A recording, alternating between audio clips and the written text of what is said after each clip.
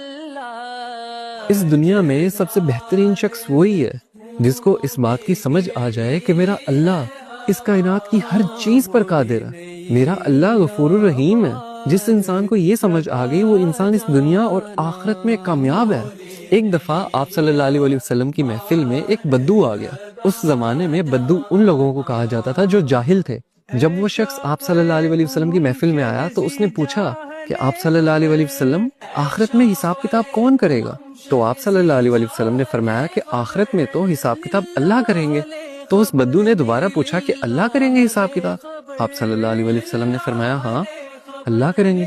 یہ بات سن کر وہ بدو مسکرایا اور کہنے لگا کہ آپ صلی اللہ علیہ وسلم مجھے اجازت دیں، اور وہ وہاں سے اٹھ کے چلا گیا۔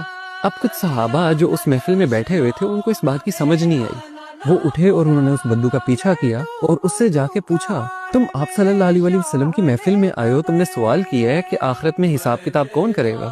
آپ صلی اللہ علیہ وسلم نے تمہیں جواب دیا کہ اللہ کریں گے، تم مسکرا کے اٹھ کے کیوں آ گئے ہو؟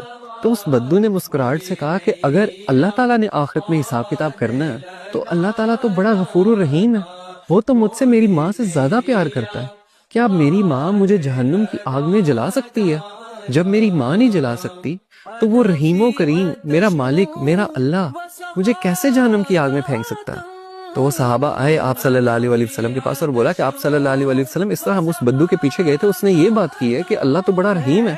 تو آپ صلی اللہ علیہ وسلم نے فرمایا کہ اگر اسے اللہ کی رحیمی پہ اتنا یقین ہے نا تو اللہ کبھی اس کو اپنی رحیمی سے مایوس کر نہیں سکتا، کیونکہ اللہ اپنے بندوں کے لیے بالکل ویسا ہے جیسا اس کا بندہ اس کے لیے گمان کرتا ہے۔ اگر اس کے بندے کو یہ یقین ہے کہ وہ بڑا رحیم ہے تو اللہ تعالیٰ اس کے لیے رحیم ہی ہے۔ اللہ تعالیٰ